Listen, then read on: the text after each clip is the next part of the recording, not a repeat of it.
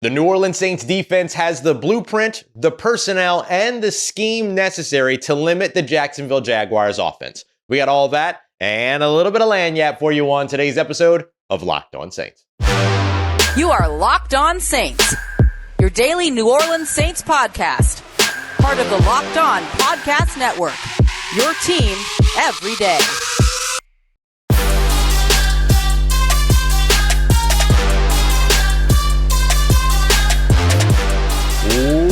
What is good, Who Dat Nation and Who Dat family? Welcome into another episode of Locked On Saints, your daily podcast covering your favorite team, the New Orleans Saints, part of Locked On Podcast Network, your team every day. Thanks so much, as always, all you everydayers out there making Locked On Saints your first listen of the day every day. Don't forget, you can always subscribe and follow for free on YouTube or wherever you get your podcasts so you never miss the latest episodes. And if you want to keep the conversation going, take part in our exclusive film studies, Q&As, early access, breaking news, and much more, you can head over and become a Locked On Saints insider at joinsubtext.com/LockedOnSaints today. You'll be able to join a community I would love for you to be a part of. As always, I am your host, Ross Jackson, at Ross Jackson Nola on your favorite social media, your New Orleans Saints expert, credentialed member of the Media Saints News Network, Tuesdays on the Locked On NFL podcast, and here with you every single Monday through Friday, and more on Locked On Saints. And today's episode of Locked On Saints is an early game plan. The New Orleans Saints play on Thursday night.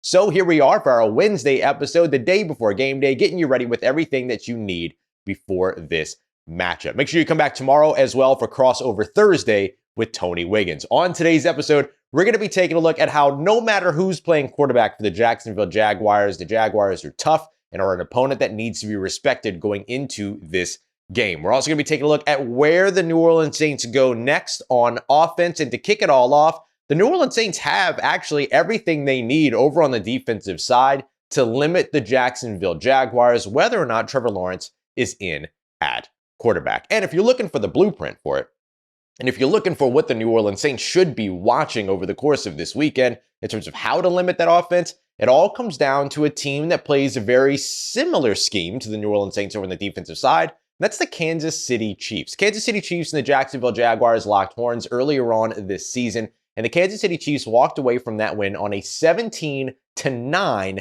victory. That's a pretty good situation to walk out of if you're the Kansas City Chiefs, especially considering that just about every other game so far this season, the Jacksonville Jaguars have consistently been over 20 points. But it was this 2-week stretch wherein they scored 9 points against the Kansas City Chiefs and only 17 points against the Houston Texans, the only 2 losses for the Jaguars so far this season, in which you could see a little bit of a fault in the armor of the Jacksonville Jaguars. And there's a pretty clear way to defend this Jaguars offense, and it comes down to being willing to play press man. And that is exactly what it is that the New Orleans Saints do. If you look at the Kansas City Chiefs defensive system, the Steve Spagnuolo system, it is all about putting up these corners face-to-face with receivers in the line of scrimmage, telling them to go out there, press, get their hands on these receivers, rushing with 4, loading the box with 6 or 7 players, that's it, and instead focusing more on coverage. So you're not out there daring teams to run the football. They're daring teams to throw at them. And that's the New Orleans Saints' general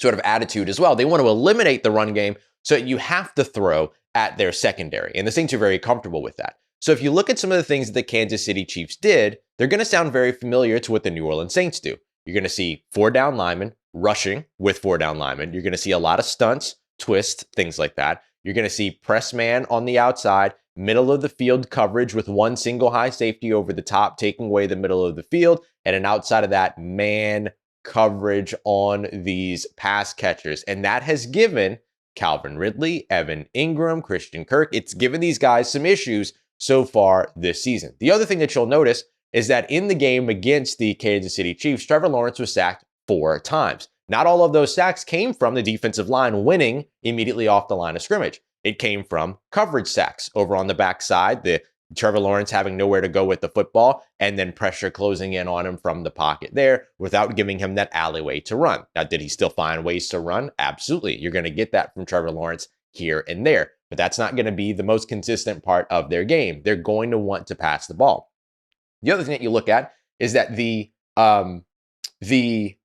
Kansas City Chiefs did a great job of taking away the Jacksonville Jaguars rushing attack. Only 74 rushing yards against the Kansas City Chiefs, only 116 rushing yards against the Houston Texans as a team. So this was another thing that you see the New Orleans Saints do consistently that worked for the Kansas City Chiefs, but also worked a little bit for the Houston Texans as well. Take away the run game, defend the pass, play to your identity, which is what the Steve Spagnuolo offense sort of scheme that the Kansas City Chiefs are running, and with that Dennis Allen scheme here in New Orleans wants to do. It's play to their strengths, which is make you throw the ball because they want you throwing the football.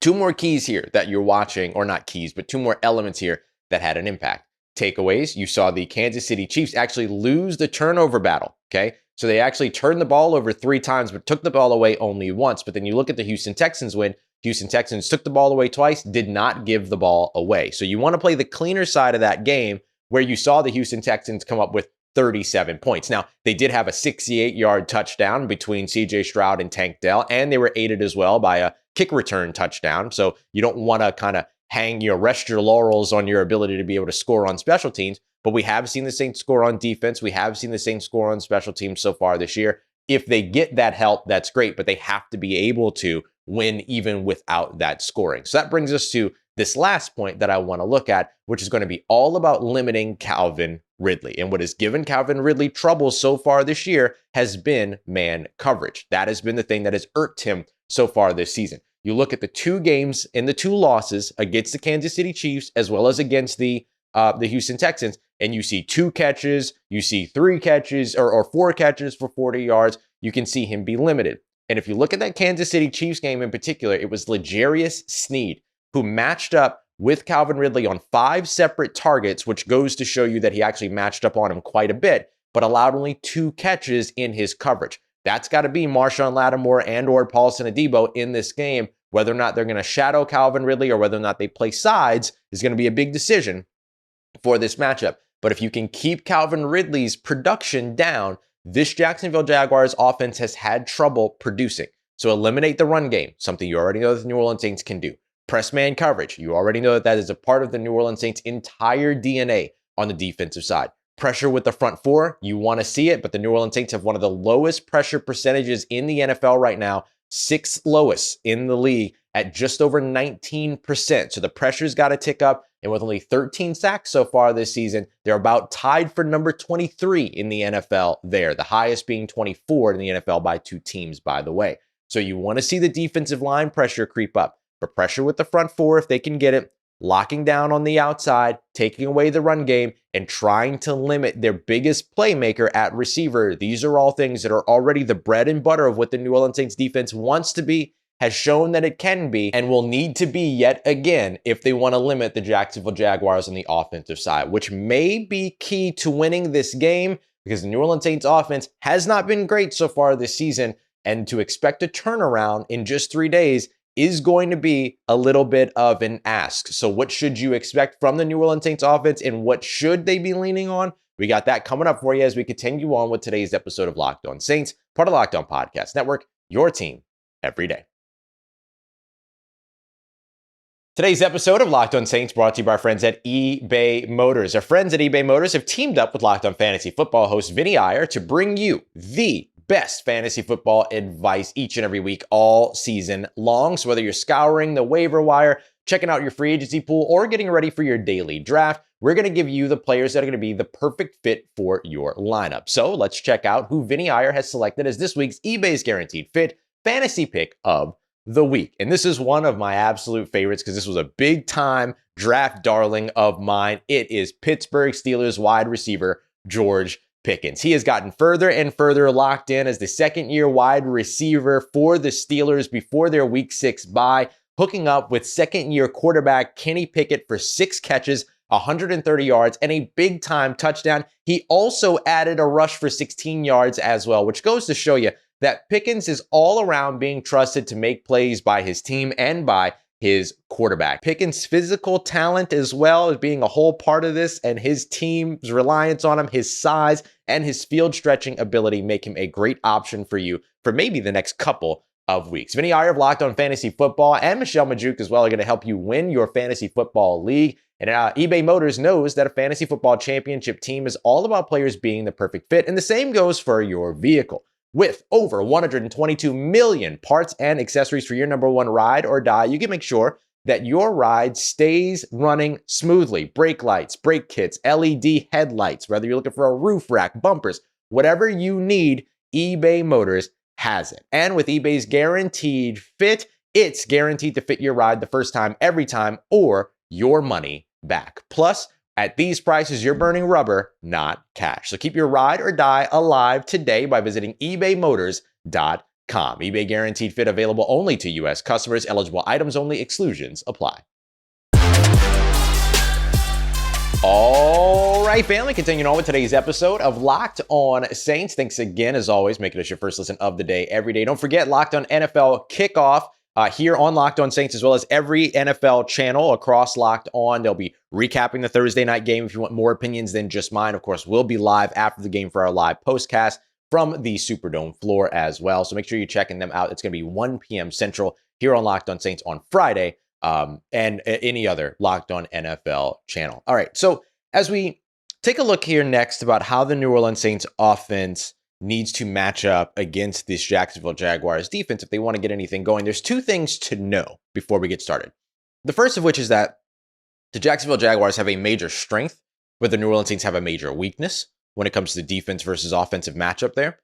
But also, the Jacksonville Jaguars defense has a major weakness where the New Orleans Saints want to build a strength and kind of need to build a strength. Now, before any of this, we should understand that expecting the New Orleans Saints to all of a sudden be an entirely different team with just 3 days in between game to game is a lot to expect, right? And I don't think any of us are going to go into this game with the expectation that the New Orleans Saints are all of a sudden going to revolutionize themselves on the offensive side. So when we're talking about what it is that the New Orleans Saints need to do to win, that's what we're talking about, what they need to do to win. I don't know if they're going to be able to do it. I don't know that there's any reason you should believe that they can do anything differently on the offensive side between Sunday and Thursday, but these are the things that you're looking out for, where if you start to see these things, then all of a sudden you can kind of go, oh, okay, well, there's something happening here. And this is a must-change game or a must-win game or a must-prove-it matchup, whatever, however it is that you want to look at it. Like, this is a major game for the New Orleans Saints, especially on the offensive side of the football.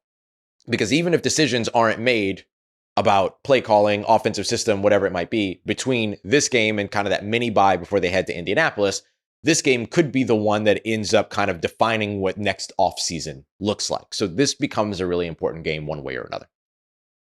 So where the Jacksonville Jaguars have a strength that the New Orleans Saints are going to struggle with is going to be in the pass rush. Josh Allen, Travon Walker, these guys are really good. The Jacksonville Jaguars pass rush has been solid over the course of this season. And the New Orleans Saints offensive line has not been good at all for most of the season and is now banged up and injured. You've had Landon Young, or you've got Ryan Ramczyk that I think at this point you can expect to be out, coming through with a concussion, hard to clear concussion protocol between Sunday and Thursday.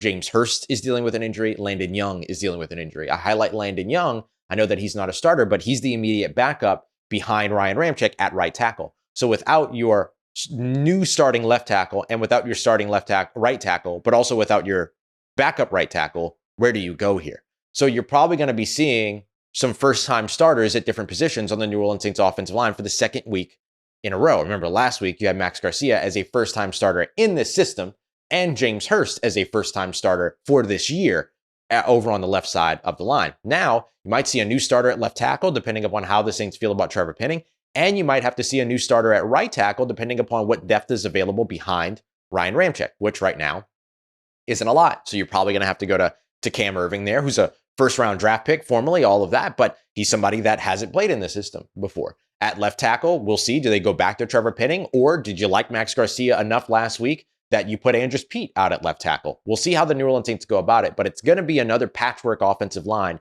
Yet again, here we are 3 years in a row for this New Orleans Saints offensive line dealing with exactly this. And oh, by the way, most of these guys are on brand new contracts too, or at least relatively new contracts. So don't expect much to change going into next year when it comes to health. So when you look at where the Saints are in terms of all that, going up against a pass rush that is solid by the Jacksonville Jaguars, that's a strength on a weakness if you're the New Orleans Saints. You're going to have to figure out ways to counteract that. What that sometimes means is keeping a tight end back to block, which is going to take away the tight ends in the passing game, which is going to take away your middle of the field attack. Keeping running backs back to block, which can take up some of the things that you would usually do from a dynamics perspective of making sure that you're getting the ball out into the flats, working in the short and the short area as well as behind the line of scrimmage in the passing game, all of those things. And of course, it can stifle your run game. So these are all going to be things to watch, right? We're talking about the pass rush, but also the run defense is something to watch there as well, because Jacksonville, third in the NFL right now when it comes to rushing yards allowed. So now you've got an injured offensive line about to go up against there. Signs of caution, sound the alarm, however it is that you want to look at it. So tonight's injury report, or this afternoon's injury report, going to be very, very, very important. What we see from the offensive line, even one of those players coming up as questionable, makes a big difference for you if they can go tomorrow night. The other part of it, though, is that the Jacksonville Jaguars are 31st against the pass. 31st, one of the worst teams in the NFL against the pass when it comes to passing yardage. And they've also allowed 9 receiving touchdowns or passing touchdowns already so far this year, which puts them below the bottom half of the league when it comes to, or into the bottom half of the league when it comes to even scoring in the passing game. So for the New Orleans Saints who want to build an identity as a team that can score points, this is a prime opportunity, but it's going to be very hard to take advantage of that if you're not going to have the time to sit back and throw with your offensive line banged up, with your offensive line already struggling, and with a good pass rush on the opposite side. So if you want to take advantage of what the Jacksonville Jaguars are going to give you in this game, short, intermediate routes are the things that you're going to be looking for. Looking at what CJ Stroud did against the did against the Jacksonville Jaguars for the Houston Texans, in a game in which the Houston Texans put up 37 points, which includes a special teams touchdown. So we want to take that off the board. We'll call it 30 points on the offensive side. He completed 20 passes in that game. And only two of them were 25 yards or more. 68-yard touchdown to Tank Dell and another completion as well. But when it comes to the 20 passes that CJ Stroud completed, there's two key sort of categories of those passes. Middle of the field, where he completed 12 of those 20 passes, and between, sort of behind the line of scrimmage or less than 10 yards downfield, 11 of the 20 passes were completed there. So only 8 passes were completed outside the numbers, and only and out of those, right, the majority of his passes that he completed all came in less than 10 yards or more. You can do that if you're the New Orleans Saints. And in fact, it's something that the New Orleans Saints should have done against the Houston Texans just last week.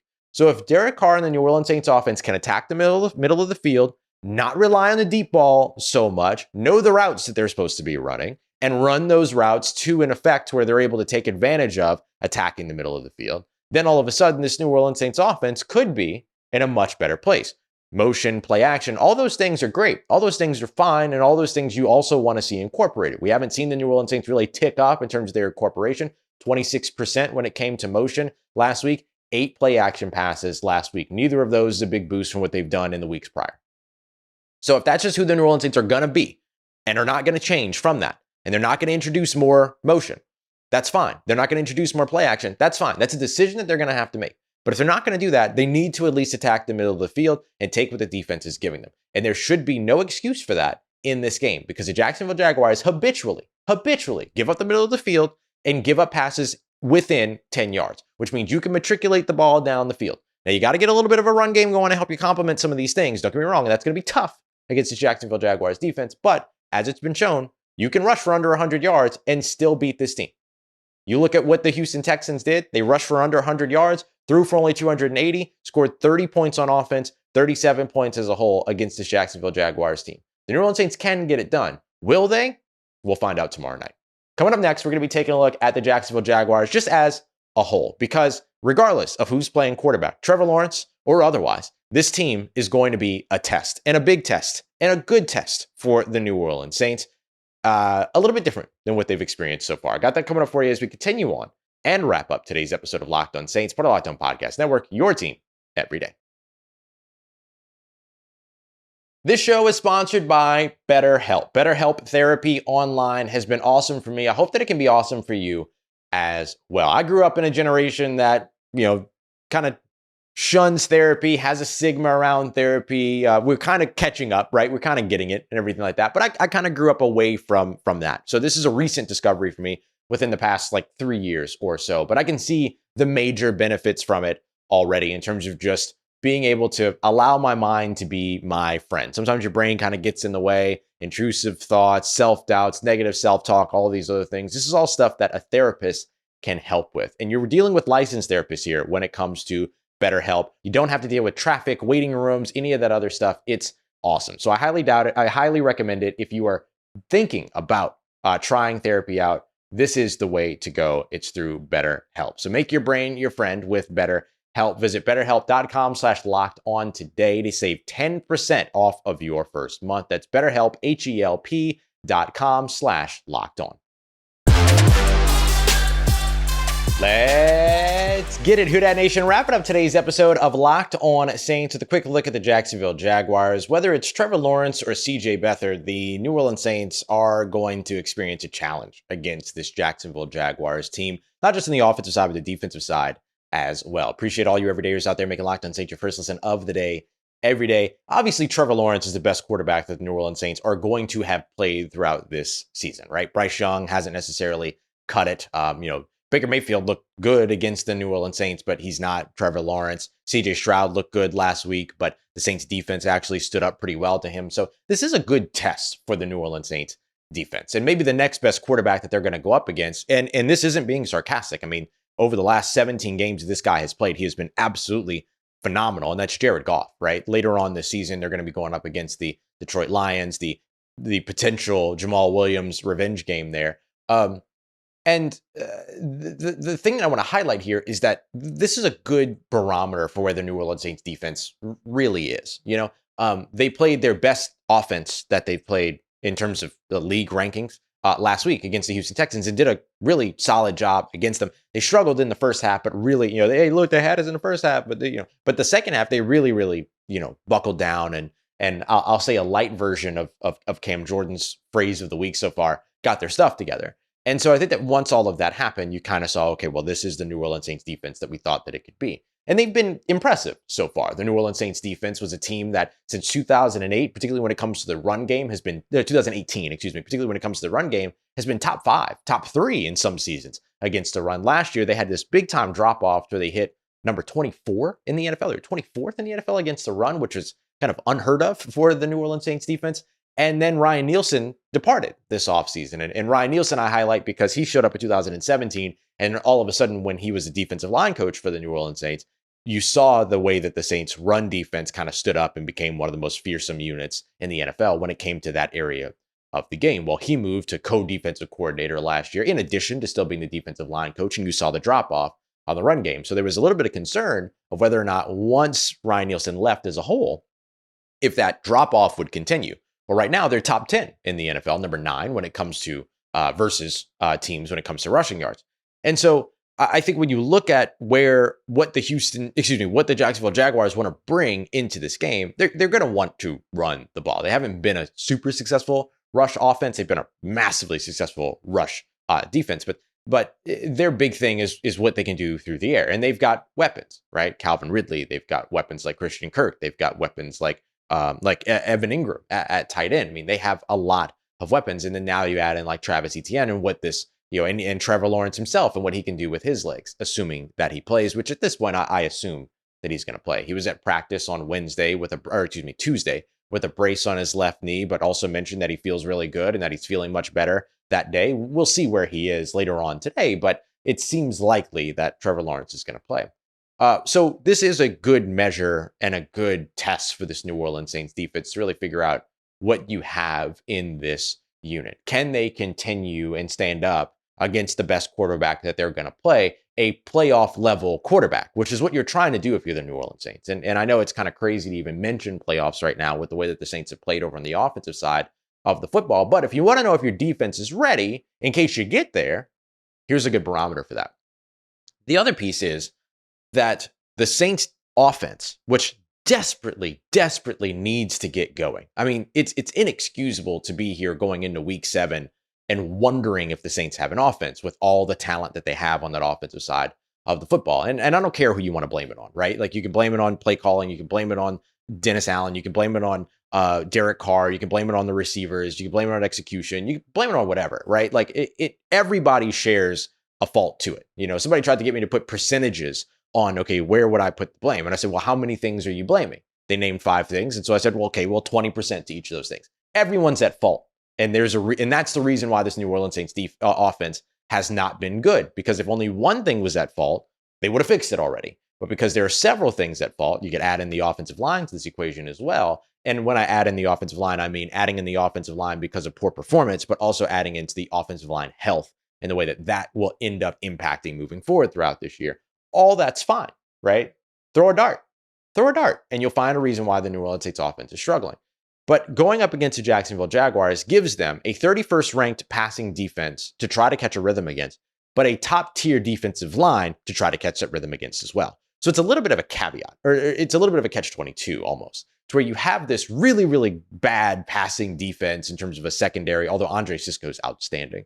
But you have this struggling passing defense to go up against and to try to take advantage of with concepts that you know, concepts that you like, playing the songs that you know, all of these other things we keep hearing from the New Orleans Saints and have heard since 2006 or so. You have the ability to be able to go out and do that, but can you buy the time? Can you mitigate the pass rush? Can you build up protection in order to be able to do that? So the Saints could have a nice game here against the Jacksonville Jaguars. Even if they lose it, they could have a nice game here and still have a lot of question marks, or they could struggle and then we know exactly where they are. But there's also a world in which they have a nice game and answer some questions, particularly when it comes to protection. So we'll see who the New Orleans Saints are this week going up against the Jacksonville Jaguars. It's not going to be an easy task, whether it's Trevor Lawrence or it's CJ Beathard. The challenges around this roster are challenges for this team, and that the Jacksonville Jaguars present are all around this roster, not just at the quarterback spot. So we'll see. We'll see where the New Orleans Saints are. Later on today, we'll be live again after practice to get you everything you need to know from the injury report, game designations, all that. Tony Wiggins and I tomorrow morning have you all ready for everything for that Thursday game with our crossover Thursday episode. And then Thursday after the game, live from the floor of the Caesars Superdome to get you all caught up with everything you need in terms of your biggest takeaways and moments from that matchup. And then we're right back at it on Friday, recapping and looking more closely at the game. Appreciate you, as always, y'all, for making Locked On Saints your first listen of the day every day, for making us a part of your day, part of your routine, for saying yes to me and the show. As always, if you see me, please say hi. And if you need anything else around your New Orleans Saints in between these episodes, make sure you follow me on your favorite social media at Ross Jackson, NOLA. Hit me up. Let me know how the family's doing. Let me know how you're living. Let me know how you're momming them. And trust Who Dat Nation, I'll holla at you.